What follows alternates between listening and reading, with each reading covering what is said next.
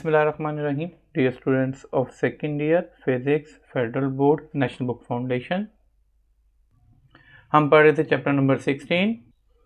हमारा next topic है pressure in terms of average translational kinetic energy of gas molecules.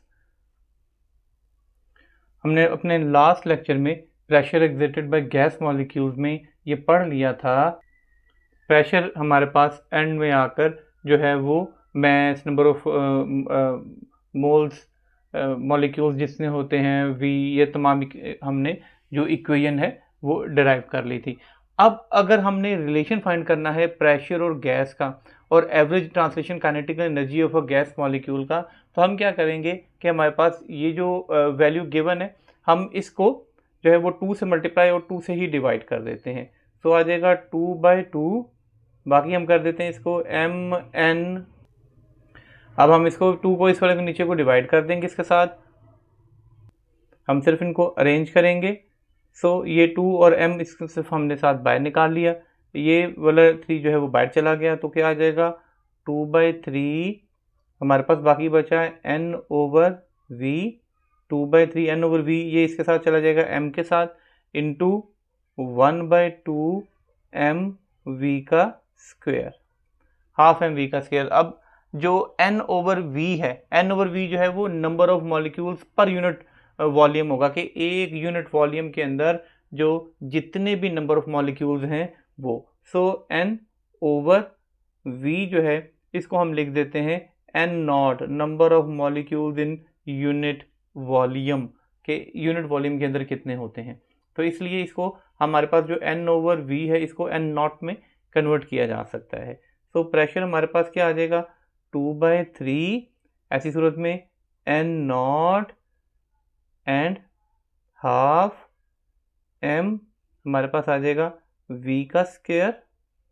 ये equation बन गई अब हमारे पास। अब इसकी जगह काइनेटिक एनर्जी आ जाएगी।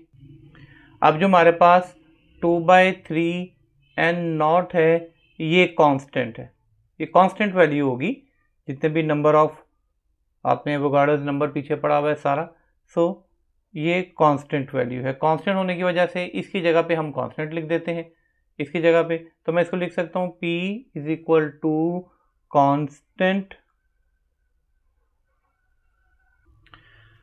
कांस्टेंट 1/2 mv का स्क्वायर, इसकी जगह पे लग गया कांस्टेंट, बाकी क्या बचा 1/2 mv का स्क्वायर।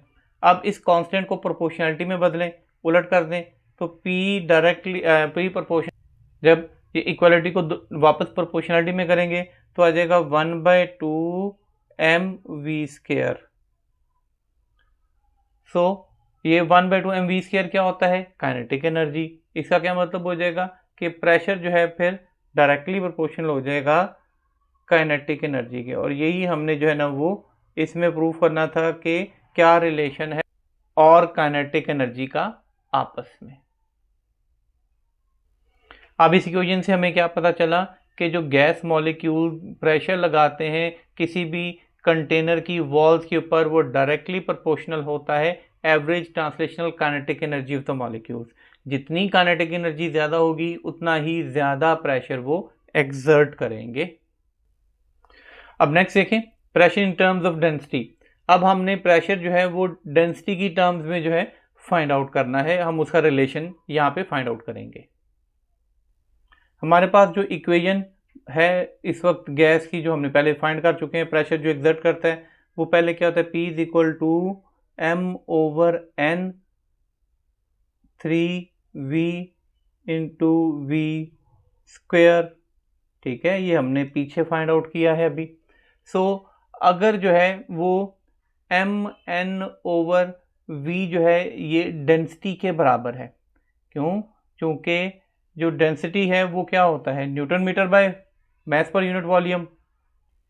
सो मैस पर यूनिट वॉल्यूम, इसका क्या मतलब हो गया, इसका ये हमें इससे ये पता चला कि जो mn/v है ये इक्वल होता है रॉ के या डेंसिटी के, रॉ या डेंसिटी। अब फिर इसकी जगह पे हम क्या कर सकते हैं, डेंसिटी पुट कर सकते हैं। तो मैं इस इक्वेशन को फिर लिख सकता हूँ P = मीन्स के प्रेशर जो है वो इक्वल है, इसकी जगह पे तो लग गया P, तो 1/3 रॉ एंड वी स्क्वायर। यही प्रेशर का रिलेशन है डेंसिटी के साथ कि वो 3 टाइम्स जो है वो डिवाइडेड बाय 3 हो जाएगी। ये भी एक एक्सप्रेस करने का तरीका है प्रेशर का इन टर्म्स ऑफ डेंसिटी के साथ कैसे प्रेशर का रिलेशन होता है। नेक्स्ट इसका टेम्परेचर के साथ। अब देखिए हमने जो है वो आइडियल गैस इक्वेशन जो है पीछे पड़ी है, वो क्या होता है P V is equal to N R T. ये गैस की इक्वेशन होती है, जबकि एन जो है वो किसके बराबर होता है एन ओवर एन ए, यानी कि number of molecules over Avogadro's number. जबकि एन ए की वैल्यू जो है हमारे पास एवोगाड्रोस नंबर वो क्या होती है 6.02। सो इस n की जगह पे उसकी ये वैल्यू पुट कर देंगे तो हमारे पास क्या आ जाएगा P V is equal to N R over N A into T. अब ये जो n over R over N A होता है ये क्या है, ये बोल्ट्जमैन कांस्टेंट है।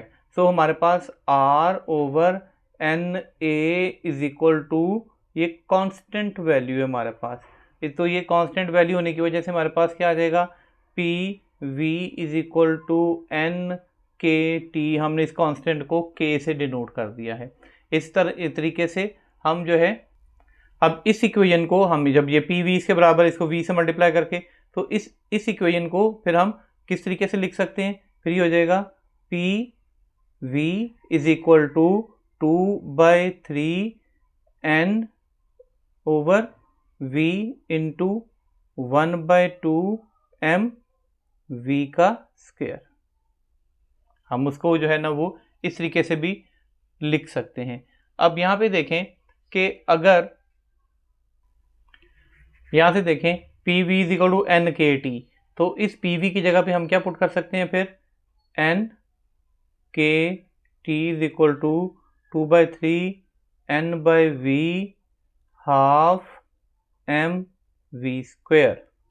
अब हमने फाइंड तो टेम्परेचर करना है, सो इसलिए टेम्परेचर फाइंड आउट करने के लिए हम क्या करेंगे, सिर्फ टेम्परेचर रहने देते हैं, इसको उठा के इधर ले आते हैं।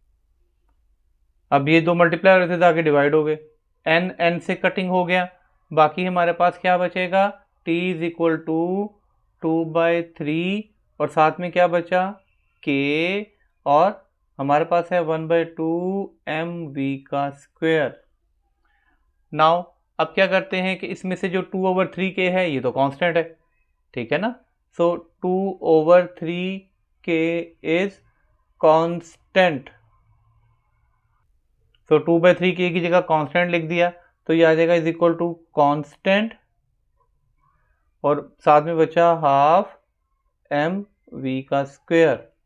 अब कांस्टेंट को प्रोपोर्शनलिटी में T directly proportional 1/2 M V का स्क्वेयर। तो इससे हमें क्या पता चला that the absolute temperature of an ideal gas is directly proportional to the average translational kinetic energy. ठीक है, टेम्परेचर बढ़ने के साथ साथ उनकी जो काइनेटिक एनर्जी है वो भी बढ़ती जाएगी। हमारा next topic 16.2 RMS root mean square speed of an ideal gas. अब इसका जो है हम देखेंगे कि root mean square according to the kinetic theory of the gases every molecule moves at the different velocity if v1 v2 v3, यानी कि जितने भी मॉलिक्यूल्स हैं उस गैस के उन तमाम की वेलोसिटी जो है वो डिफरेंट है। जितने मॉलिक्यूल हैं उसमें एक v1 हो गया, v2 v3 v4, जितने भी आप सपोज करें अप टू n तक मॉलिक्यूल हैं तो सबकी स्पीड जो है वो डिफरेंट होगी। सो लिहाजा जो मीन हमने उसको कह दिया वो v स्क्वायर कह दिया।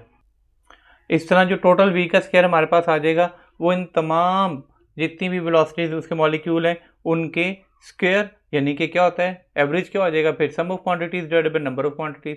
तो जितने भी मॉलिक्यूल थे सबको सम कर लिया डिवाइडेड बाय n कर दिया मीन के नंबर ऑफ। तो अगर हमें ये स्क्वायर ख़त्म करना है तो हमने जो है वो root mean square find out करना है, इनका स्क्वायर ले लिया v का स्क्वायर और साथ में हमारे पास स्क्वायरिंग बोथ साइड्स v1 का स्क्वायर प्लस v2 का स्क्वायर प्लस v3 का square up to so on vn का स्क्वायर ओवर n, और ये जो है वो स्क्वायर रूट में आ जाएगा जो कि रूट मीन स्क्वायर होगा, रूट स्क्वायर में आ जाएगा। जो v का स्क्वायर है वो किसके बराबर आ गया फिर हमारे पास VRMS मतलब रूट मीन स्क्वायर के।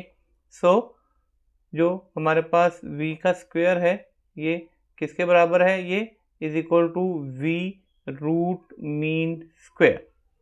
इसकी जगह पे हम VRMS लिख देंगे मतलब v root mean square. So v root mean square वो किसके इक्वल आ जाएगा हमारे पास, ये आ जाएगा v1 का स्क्वायर प्लस v2 का स्क्वायर प्लस v3 का square up to so on vn का स्क्वायर ओवर n, और ये सारे का सारा आ जाएगा अंडर रूट में।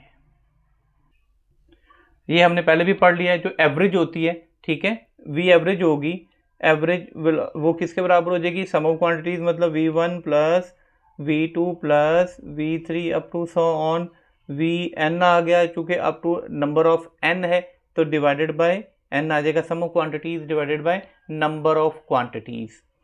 अब pv किसके इक्वल होता है हमारे पास, जो पीछे हमने इक्वेशन ड्राइव की है वो होता है pv is equal to mn over 3 into V square. ये पीछे सारा जो है हम करके आए हैं। अब लेकिन पीछे भी हमने वही ड्राइव किया है कि P V is equal to N K T, ये भी हमारे पास एक इक्वेशन है, ठीक है। अब इन दोनों को हम कंपेयर कर देते हैं, यानी कि इसको और इसको कंपेयर कर देंगे, तो ये दोनों कंपेयर करने से हमारे पास आ जाएगा N K T is equal to M N over 3v का स्क्वायर। दोनों इक्वेशंस को हमने कंपेयर कर लिया। अब यहाँ से अगर मैंने v स्क्वायर की वैल्यू फाइंड आउट करनी है तो ये डिवाइड हो रहे हैं, मल्टीप्लाई हो रहे हैं, इस सूरत में हमारे पास v स्क्वायर की वैल्यू जो है वो आ जाएगी, ये डिवाइड हो रहा है मल्टीप्लाई तो आ जाएगा 3k t ओवर m, ये हमारे पास इसकी वैल्यू आ जाएगी। अब रूट आ जाएगा तो ये v स्क्वायर या रूट किसके इक्वल था, अभी इक्वल किया हमने, वो रूट मीन स्क्वायर के इक्वल होगा, तो ये किसके बराबर आ जाएगा 3k t over m in under root, ये स्क्वायर रूट में हो जाएगा। अब हम इसको जो है ये सारे का सारा जो है 3k ओवर m, ये सारी पीछे कांस्टेंट वैल्यू थी, तो फिर हमारे पास क्या आ जाएगा v root mean square directly proportional to temperature का रूट, क्योंकि ये सारी आ गई हमारे पास जो है वो कांस्टेंट वैल्यूज़, और बाकी इक्वालिटी को अगर एक स्टेप चाहें तो इज इक्वल टू कांस्टेंट लगा के करें, वरना डायरेक्ट भी आप इस तरीके से कर सकते हैं। तो लिहाजा इससे मैं ये पता चला कि रूट मीन स्क्वायर जो है वो speed of the given gas molecule के डायरेक्टली प्रोपोर्शनल होती है, ठीक है, उसके स्क्वायर रूट के इक्वल होती है। अब जो इसी इक्वेशन को देखें, जो हमारे पास v रूट मीन स्क्वायर, ठीक है, ये आ जाएगा, ये क्या आ जाएगा 3RT ओवर MNA, ये भी पीछे हम डिराइव कर चुके हैं, ये पीछे इक्वेशंस को साथ साथ आपको देखना पड़ेगा। अब इसमें से जो MN है उसको हम अगर A कर देते हैं, यानी कि MN, ये जो है मैं कह देता हूँ M और NA, ठीक है, इसको हम इक्वल कर देते हैं कैपिटल M के, ये टोटल मैस है, ठीक है, मैस इनटू नंबर ऑफ जितनी भी मॉलिक्यूल्स ऑफ द गैस है उसको हम कैपिटल M कह देते हैं, वो पूरी गैस का मैस है। इस हिसाब से ये पूरी इक्वेशन जो है वो किस में कन्वर्ट हो जाएगी फिर, तो ये v रूट मीन स्क्वायर जो है वो डायरेक्टली प्रोपोर्शनल हो जाएगा 1 ओवर m रूट के, और यही हमने यहाँ पे फाइंड आउट कर लिया है। सो अगर कांस्टेंट टेम्परेचर होगा तो फिर v root mean square is equal to inversely proportional हो जाएगा उसके। तो क्या कहते हैं, thus at a constant temperature the root mean square speed of the molecule is inversely proportional to the square mean root of the molar mass of the gas, ठीक है, जो टोटल मोलर मास होगा m into NA के इक्वल होता है, तो इसका मतलब हो जाएगा कि टोटल रूट मीन स्क्वायर जो है वो इन्वर्सली प्रोपोर्शनल हो जाता है square root of the molar mass of the gas, ठीक है। अगर जो है वो कोई भी गैस है जिसका मोलर मास बहुत कम है तो comparatively high speed as compare to the gas with the greater molar mass, जिसका मोलर मास ज़्यादा है उसकी फिर जो रूट मीन्स स्केयर हो जाएगा उसकी मूवमेंट का, वो उतना ही कम होता जाएगा। Therefore the root mean square speed of the hydrogen molecule is 4 times greater than that of the oxygen molecule. हमारा आज का लेक्चर यहीं तक था। इंशाल्लाह नेक्स्ट लेक्चर से नेक्स्ट कंटिन्यू करेंगे। Thank you very much.